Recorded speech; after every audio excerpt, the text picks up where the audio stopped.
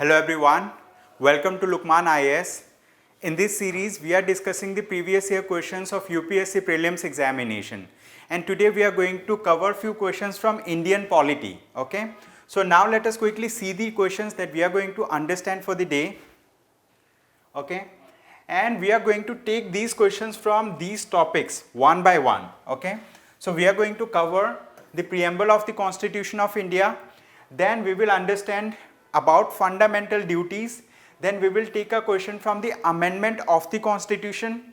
Then we will look into the instrument of instructions. Then we are going to take a question from directive principles of state policy. And these topics are important from this particular subheading of the prelim syllabus that says Indian polity and governance, constitution, political systems, panchayati raj, public policy, rights issues, etc. It is very important for you that you should go through this syllabus time and again so that you can remember the topics that are part of the examination, that are part of the syllabus. Okay, so that's why I'm covering part of the syllabus in every session that I'm taking so that you can remember these topics one by one. Okay, so now let us take the first question for the day.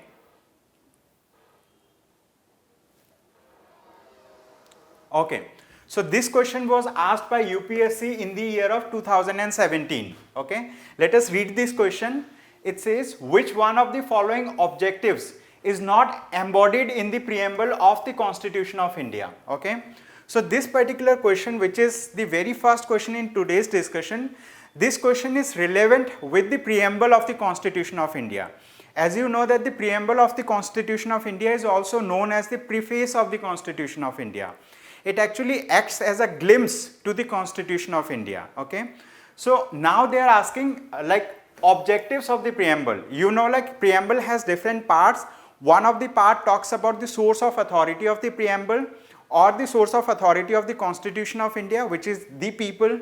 Okay, then we have certain objectives also in the preamble, and we have nature of states are also discussed under the preamble of the Constitution of India. Okay, so if you remember the preamble of the Constitution of India word by word, okay, you will be able to answer this question without much difficulty. Okay, so let us see what are the options given to us. One of the option is liberty of thought, okay, economic liberty, liberty of expression, liberty of belief. Okay, so the thing is, you might have read that liberty of thought, belief, expression, like that it is mentioned, but economic liberty is not mentioned. Okay, so economic liberty is not a part which is embodied in the preamble of the Constitution. Here in this question they have asked like which of them are not embodied in the preamble of the Constitution of India. So correct answer for this question is option B. Okay, so after discussion of this question, you should go ahead and revise the this particular preamble topic from your book. Some of you might be reading the polity from the Lakshmikant, so you can just open up that chapter that talks about the preamble of the Constitution of India. Once you go through the preamble of the Constitution of India, you will be able to answer this question, and you will be able to answer similar questions whenever you come across such questions in any examination, maybe in the UPSC prelims exam or any test papers. Okay, so with this, now let us take the next question for the day. Okay, so this particular question was asked by UPSC in the year of 2015. Let us read this question now. It says, to uphold and protect the sovereignty, unity and integrity of India is a provision made in.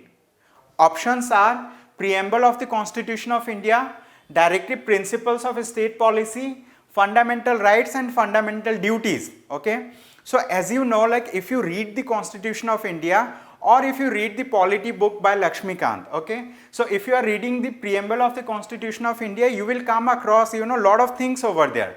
Then directive principles of state policy, they are mentioned in part 4 in the Constitution from article 36 to article 51. So you have lot of provisions under the directive principles as well. And if we talk about fundamental rights, they are mentioned from article number 12 to article number 35 in the Constitution. So there are many articles in the fundamental rights as well. And if we talk about fundamental duties, so fundamental duty is there in part 4A of the Constitution under Article 51A. And in this particular article, like you know, under fundamental duties, we have 11 fundamental duties that are mentioned.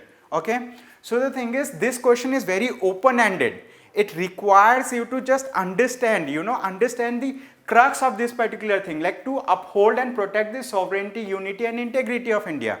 Some of these things are also mentioned in the preamble, but not exactly this particular thing. Okay, so somehow if we read this particular statement, it seems like it is a kind of duty on the part of the citizens that they have to perform for the state. Okay, so the thing is, this particular thing is mentioned in the fundamental duties. Okay, if you open the fundamental duties, there are you know, 11 fundamental duties that are mentioned under Article 51A. Okay, and so Article 51A clause C has this particular provision that says to uphold and protect the sovereignty, unity and integrity of India. So now let us see the fundamental duties one by one. Okay, so correct answer for this question is option D, we have already discussed. Now let us see, okay, let us see these fundamental duties. So I have listed all these fundamental duties for you, so that like you can recall everything. Okay, you might have already read the, you know, fundamental duties from the polity book. So here the fundamental duties are mentioned in Article 51A of the Constitution. It is in part 4A of the Constitution of India. Then Article 51A says the fundamental duties. Okay, it shall be duty of every citizen of India. Okay, A, to abide by the Constitution and respect its ideals and institutions, the national flag and the national anthem. So this is one of the fundamental duty. The second fundamental duty is to cherish and follow the noble ideals which inspired our national freedom, national struggle for freedom. Then we have to uphold and protect the sovereignty, unity and integrity of India. Okay, if you see this particular part of the fundamental duties, you can just correlate with this thing what is given in the question. In the question they have listed to uphold and protect the sovereignty, unity and integrity of India. Okay, so it is there in the fundamental duties list. This is in, you know, C part of this thing. We have from A to K, we have 11 fundamental duties. Okay, one of the fundamental duties, this particular thing, okay, to uphold and protect the sovereignty, unity and integrity of India. Okay, although fundamental duties are there in the Constitution of India, but it is not enforceable, it is not legally enforceable. Why? Because like, you know, some people may perform their fundamental duty, but some other people may not perform this particular thing. Okay, so the thing is, it is not justiciable. You cannot you know, approach a court of law to ask that like this particular person has not performed his fundamental duty. Also it is there in the Constitution of India. Okay, so having understood this, now let us take another question for the day. Okay, so this is question number 3 for the day, and this question was asked by UPSC in the year of 2017. Let us read this question. Okay, this question says, which principle among the following was added to the directive principles of state policy by the 42nd amendment to the Constitution? Okay, so what is the expectation of the examiner? The expectation of the examiner is that like you should have broad understanding about 42nd Constitutional Amendment Act. Okay, means that the Constitution of India has been amended multiple times. Okay, since the inception of the Constitution, since the Constitution was enforced. Okay, after then the Constitution has gone through so many amendments. But why 42nd amendment they have asked? Because 42nd amendment to the Constitution of India is considered as a mini constitution in itself, because under this particular amendment they have amended most of the provisions of the Constitution of India. Okay, so it was one of the biggest amendment to the Constitution of India, and they have asked a question related to that 42nd Amendment Act of the Constitution. Let us read the options and let us try to answer this question. Okay, so to answer this question, you should have a broad understanding about, you know, those special amendments to the Constitution that has made some impact in the Constitution of India. Okay, major amendments. Okay, so let us read option A. It says equal pay for equal work for both men and women. Option B says participation of workers in the management of the industries. Option C says right to work, education and public assistance. Option D says securing living wage and human conditions of work. Okay. So the thing is, many of these provisions may be part of the directive principles of a state policy. Okay, many of them may be part of the directive principles.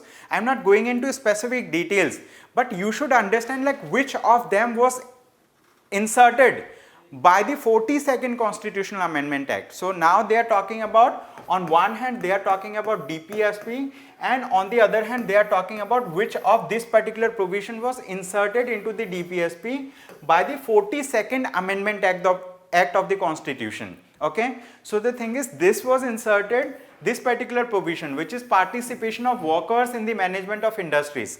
This particular provision was inserted, okay, by the 42nd Amendment Act of the Constitution.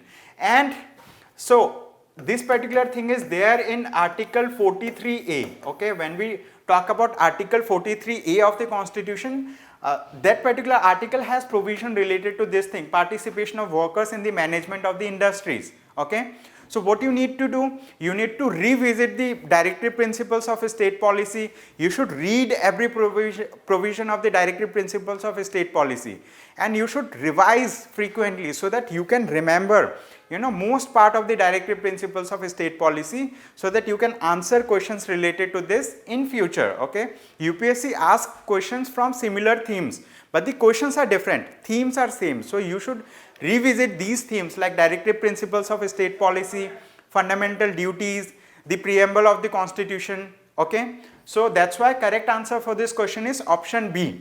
Okay, so having understood, now let us take another question for the day. This is question number 4 for the day. Okay, so let us understand this question. This question was asked by UPSC in the year of 2010.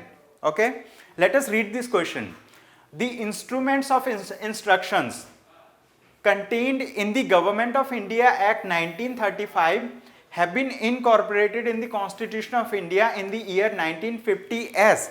Okay, this statement in itself has lot of information for us. One of the information that the statement gives is that like this instrument of instructions was a part of the Government of India Act 1935. Okay, so when we talk about instrument of instructions, okay, it was a part of the Government of India Act 1935. Okay, this instrument of instruction was a part of the Government of India Act 1935 itself. Now they are asking like, you know, this instrument of instruction has been incorporated in the Constitution in the year of 1950. Means like there were some provisions which is instrument of instructions in the Government of India Act 1935, and these provisions have been included in the Constitution of India when the Constitution of India came into force, okay, in 1950. And they are asking like this particular thing was included in the current Constitution in which form? Option A, fundamental rights. Option B, directive principles of a state policy. Option C, extent of executive power of the state. Option D, conduct of business of the Government of India. See, like this correct answer for this question is directive principles of a state policy. Okay, when we talk about directive principles of a state policy, what are they? They are the directives that the, you know, that the government or the executive should, you know, take into mind, keep into mind while framing any law. Means like the legislature should keep in mind some of the things, okay, before formulating any law. It is applicable for the central government, it is applicable for the state government as well. Okay, it is applicable to all level of government. Now when we talk about directive principles of state policy, these are directives to the executive and these are directives to the legislature, both. Okay, generally legislature should keep these things in mind while framing the law, and executive should keep in mind these things while executing those laws. Okay, so that welfare can be you know, provided to the people. Okay, so that we can make a welfare state. And then, so what is instruments of instructions? The instrument of instructions were the directives that were given to the Governor General and the governors of the British India, means like when the Britishers were ruling in India, they have framed their own government. Okay, after the like East India Company, initially they came as a company, East India Company. Slowly and gradually, what has happened? The power continuously keep on getting transformed to the British government, and later on they have framed a government in India itself. Okay, so they promulgated an act, that is Instrument of Instruction, and under this particular thing, what they have done, they have directed the Governor General and the governors of the British India to keep something in mind while framing some kind of law. Okay, but like in the independent India, like after 1950, okay, 1950, why I am saying, because in 1950 the Constitution of India was enforced. Okay, in 1947 India became independent, but Constitution was enforced, and there we have included this Instrument of Instruction in the form of Directive Principles of State Policy. Okay, so this is all about this question. This question was asked in the year of 2010. Correct answer for this question is option B. Now let us take another question for the day. This question was asked by UPSC in the year of 2015. Okay, so let us read this question. The question says, the ideal of welfare state in the Indian Constitution is enshrined in its options are preamble, directive principles of state policy, fundamental rights, and 7th schedule. Okay, we know that the preamble of the Constitution of India is just, okay, it is just a glimpse to the Constitution. It can be considered as a preface to the Constitution, but preamble in itself do not have any provision related to welfare state. Okay, and if we talk about directive principles of state policy, these are those policies that the legislature should keep in mind while framing the law, and executive should keep in mind while executing those laws. Okay, so they have the notion of welfare state. Okay, so correct answer for this question is option B, and some part of this answer has been discussed in previous question itself. Okay, if we talk about fundamental rights, the fundamental rights are there in part 3 of the Constitution of India. Okay, so these fundamental rights actually are the rights that are given to the people of India. Okay, these are the rights that are enjoyed by the people. So for people it is positive right, for government it is negative right, because the fundamental rights restricts the government in doing certain things, restricts the government, but it gives some additional rights to the people. And if we talk about 7th schedule, in the 7th schedule of the Constitution, we have separation of power. Okay, separation of power between different levels of the government, like central government, state government, how the power is divided between them. And the power is divided through 3 lists. One of the list is known as union list, then we have a state list, then we have concurrent list. So we have 3 lists under which there is division of power, okay, between different levels of the government, like central government, then we have a state government, then we have other levels of government. But that particular 7th schedule has provisions related to 3 specific list. Okay, so correct answer for this question is option B. Okay, so with this we have come to an end of today's discussion. I hope you liked the lecture. Don't forget to subscribe to the YouTube channel, and if you have any queries, you can approach us, you can give us a call on our number, and we will be able to assist you with that. Thank you so much everyone for attending today's session. I hope you have a great day ahead. Thank you. Live online classes are as effective as offline classes. Ethics with S. Ansari remains the best ever choice. Do you know that ethics paper is the only paper in general studies that pays more with less efforts? One can easily secure 130 to 140 marks. Lukman IAS is a well-established name since 2014 for ethics paper. We offer 3 types of courses: Ethics Foundation course, Ethics Case Studies, and Ethics Test Series. Since 2015, Lukman IAS students have maintained the records of securing the highest marks in this paper. Ethics Foundation course is starting from 21st of June 2021. Classes will be for 4 days in a week from 11 AM to 1:30 PM. The course duration is of 60 days and the videos will be available for 75 days. There will be 43 classes, of which 35 classes will be focused on theory and concept building and 8 classes will be dedicated for case studies. There will be over 180 case studies and 3 tests. Since 4 months are left for prelims, one can easily finish the ethics paper before prelims itself, and it's a good opportunity. So why to wait? Contact us today for more information.